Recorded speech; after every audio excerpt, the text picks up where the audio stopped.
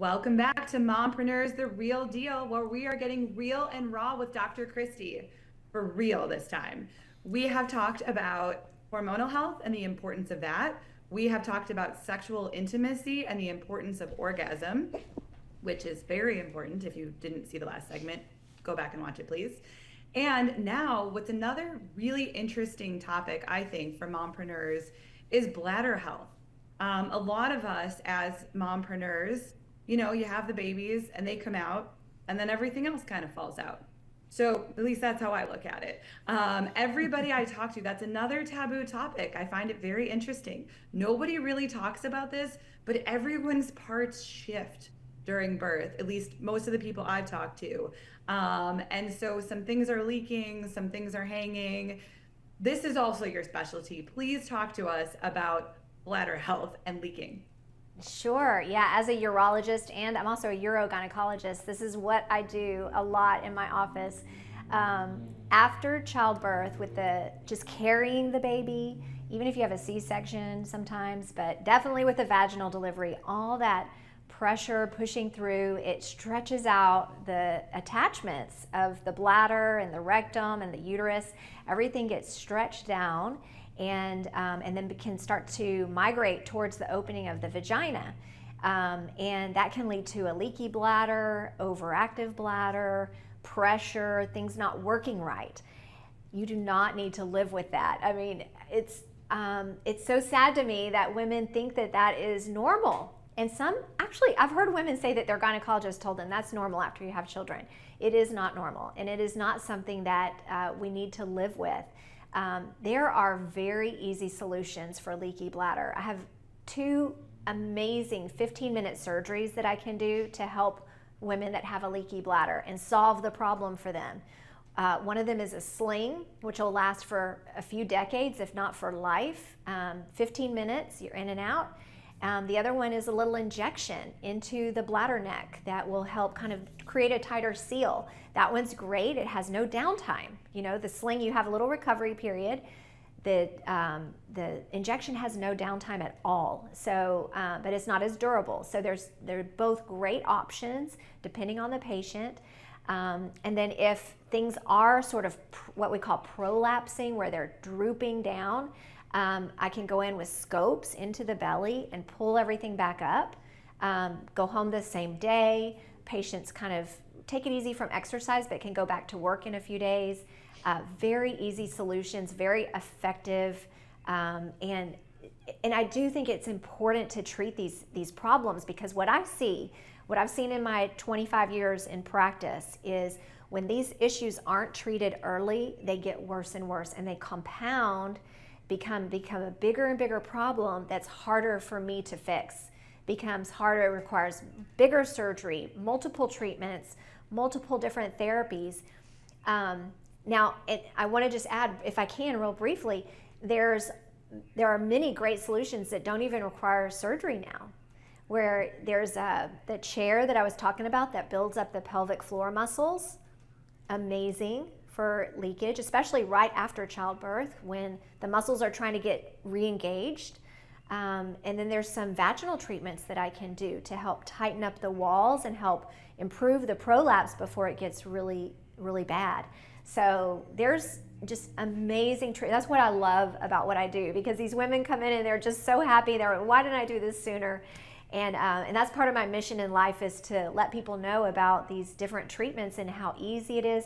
And it's so important. One of the number one reasons why women go to nursing homes is because they're leaky and they're in diapers and their family can't take care of it. So let's get it treated early. It's going to improve our quality of life. It makes us feel more sexy and keep us out of the nursing home eventually.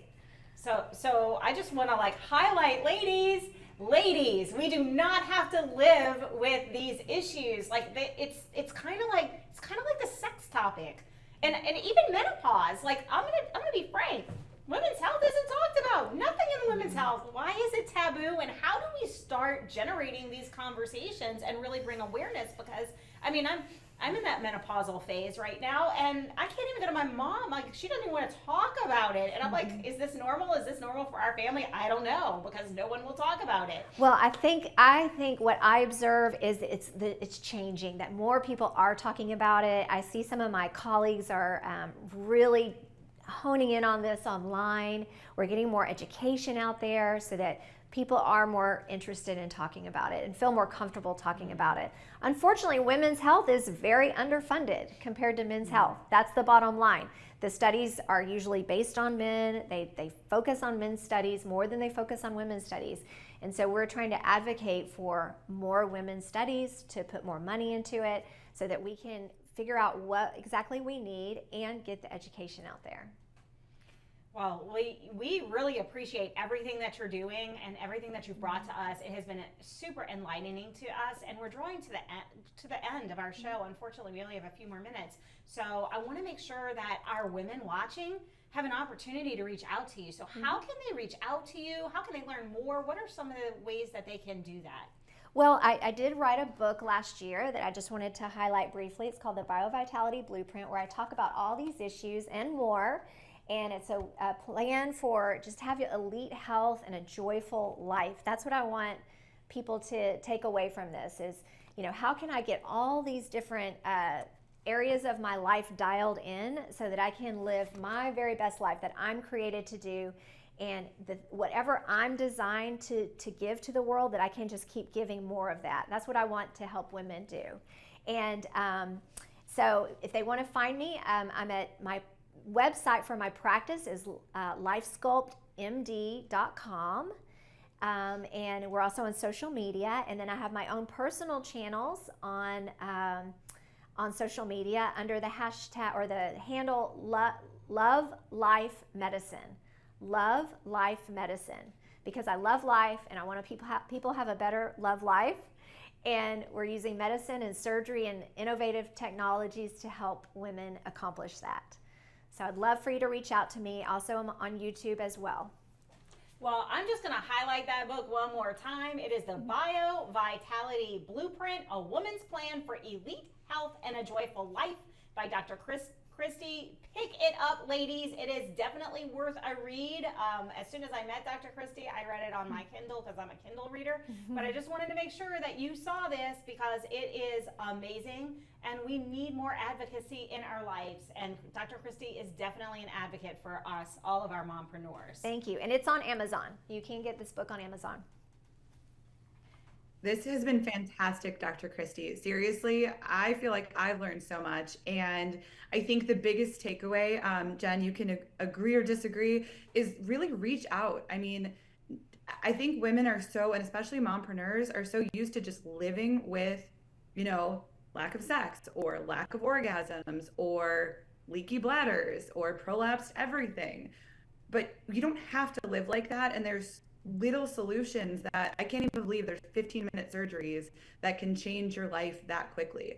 So reach out for help, talk to somebody, talk to each other. I think that's my biggest takeaway from today. And Dr. Christy, thank you so much for being here. Oh, thank you so much, Jen and Sarah, for having me. It's been just a great time, and I just love talking to you. Thank you for this great opportunity. Yeah, and I'm going to add to Sarah's takeaway. I agree. I learned stuff. I love when I learn stuff. That's so much fun. But for me, it was, we have the ability to be empowered, and it's not normal for us to just keep piling things on and accepting the status quo and that this is just aging.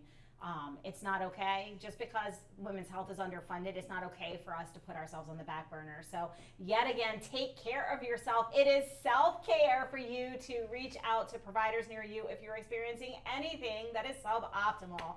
Unfortunately, all good things do come to an end, including this show. But the good news is we're always here, same time, same station. Dr. Sarah, is there any last words that you have for us today? I just want to say again, take care of yourself. Self-care. We talk about this every single week. Self-care, self-care, self-care. And again, like Jen said, it's not okay to accept things just because that's the way they've always been. Let's get out there and let's make changes. Fantastic. You heard it here. We will see you same time, same station. Until then, enjoy the rest of your day.